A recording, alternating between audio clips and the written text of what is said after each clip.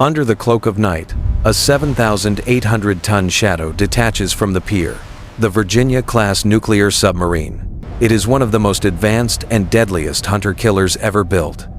But its primary weapon is not the torpedoes in its tubes. It is the absence of sound. As it slips beneath the waves, it enters another world. A world of immense pressure, perpetual darkness, and sound. To survive here, it must become a ghost. Its nuclear reactor is designed for near-silent operation. Its hull is coated in a skin of anechoic tiles, a classified rubber composite that absorbs the searching pings of an enemy and muffles the sounds from within. At slow speeds, it is said to be quieter than the ocean itself. The hunt for such a vessel is a game played in the dark, governed by the physics of sound. There are two ways to play. Passively, by listening, using hypersensitive microphones to catch the faintest whisper of a machine in the deep. Or actively, by screaming into the darkness with a powerful ping and listening for an echo. But to send out a ping is to reveal your own position. It is an act of desperation. For both the hunter and the hunted, the game is won through silence. So, how do you find a ghost that makes no sound in an ocean already filled with the noise of whales, earthquakes, and distant ships? You must build a web and wait for the ghost to swim into it.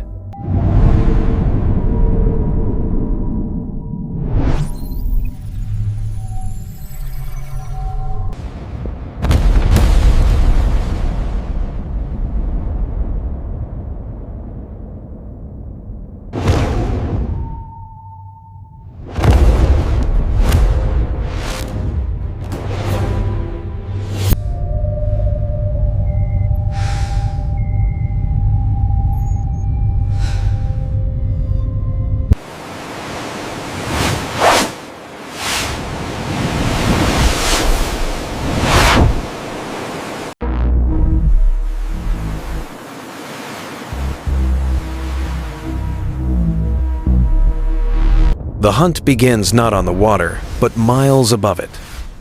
The P-8 Poseidon, a modified Boeing 737, is the apex predator of anti-submarine warfare. It does not hunt with its eyes, but with its ears. Sonar, new From its belly, it deploys a pattern of sonobuoys. These are disposable, expendable microphones, each one a listening post dropped into the sea. Some listen passively, their hydrophones dangling deep below the surface. Others can be commanded to send out their own active pings. Dropped in a strategic line, they form a digital tripwire, a fence of sound stretching for miles across the ocean, waiting for something to pass through. The first layer of the net has been cast.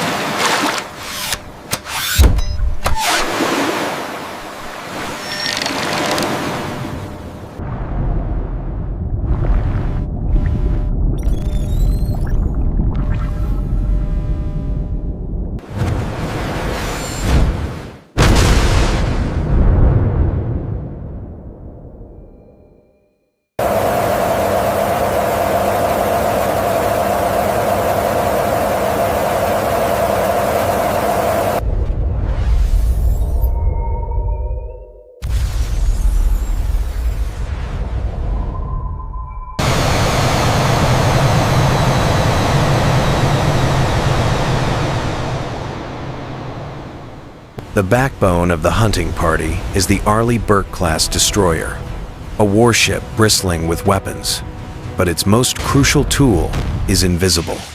Unspooling from its stern is the towed array sonar, a cable over a mile long, lined with thousands of hypersensitive hydrophones.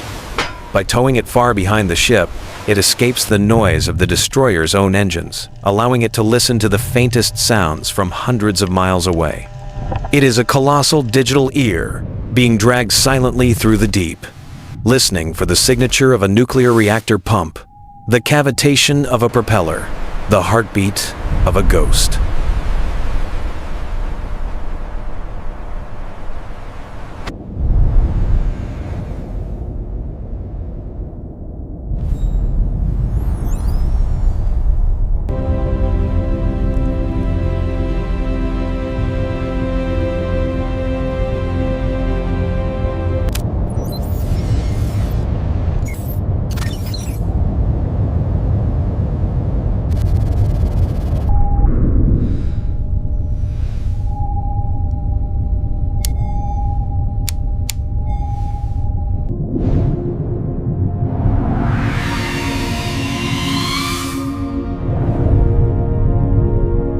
For hours, there was nothing but the noise of the ocean, the groans of distant whales, the rumble of commercial shipping.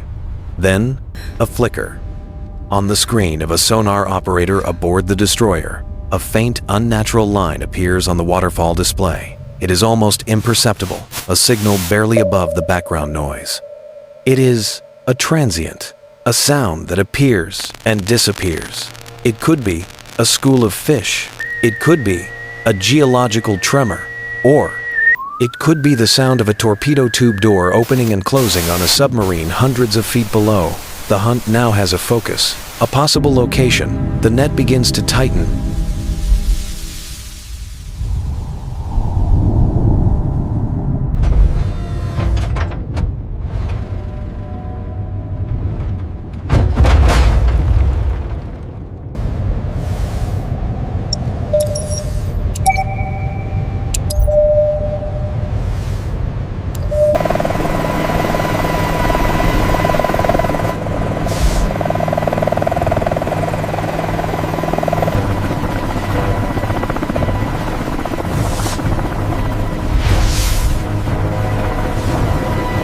A new player enters the game, the MH-60R Seahawk helicopter, the Hawk of the Sea. Dispatched from the destroyer, it races towards the area of the last known contact. Its mission, to pinpoint the target.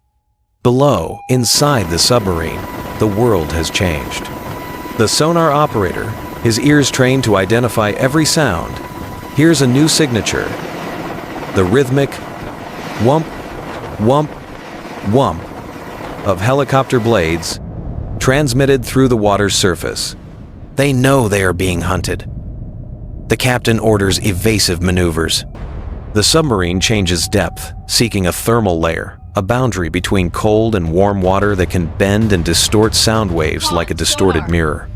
Speed is reduced to an absolute minimum, a silent running mode where all non-essential machinery is shut down.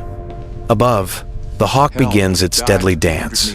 It lowers its dipping sonar into the ocean, a powerful active sonar that can send out pings in a concentrated area. The helicopter becomes a hunter, playing a deadly game of blind man's buff. It dips, listens, moves, and dips again, trying to trap the submarine in its web of sound. The submarine, in turn, moves with glacial slowness, clearing its baffles, trying to stay one step ahead, a ghost in the machine, playing for time.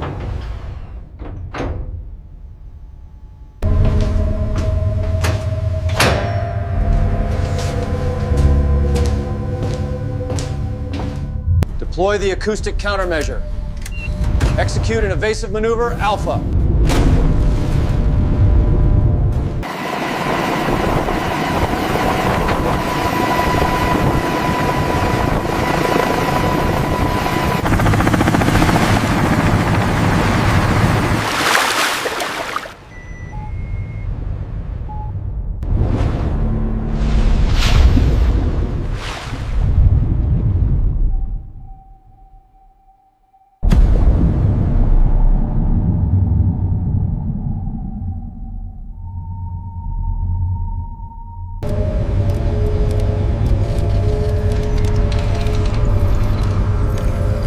The helicopter is running low on fuel. The submarine may have slipped away. The commander of the surface group now faces a critical decision: to continue the silent, passive search, or to go active.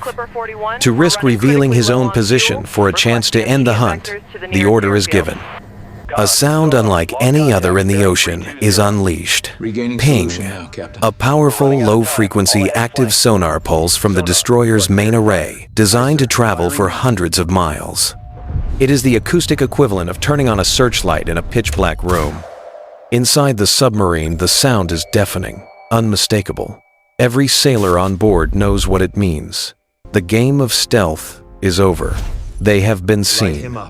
Seconds later, the echo returns to the destroyer. On the main tactical display, the faint line of contact blossoms into a clear, undeniable red symbol. The ghost is no longer a ghost. Its position, course, and speed are now known. Target acquired. The hunt, for now, is over. The destroyer has won this engagement, but the Ghost is still there. It continues its patrol, now aware of the hunters above. And the hunters watch, knowing that in the silent three-dimensional chess game of anti-submarine warfare, the board is reset with every passing hour. The game never truly ends. Damage control, report status. Helm, maintain depth. We're taking heavy structural stress, sir. The contact is right on top of us.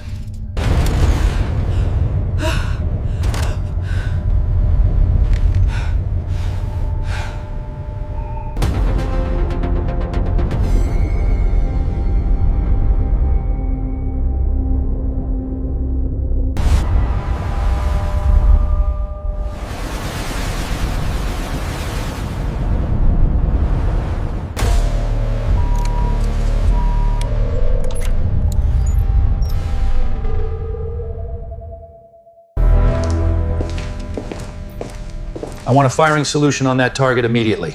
Aye, Commander. Locking on now.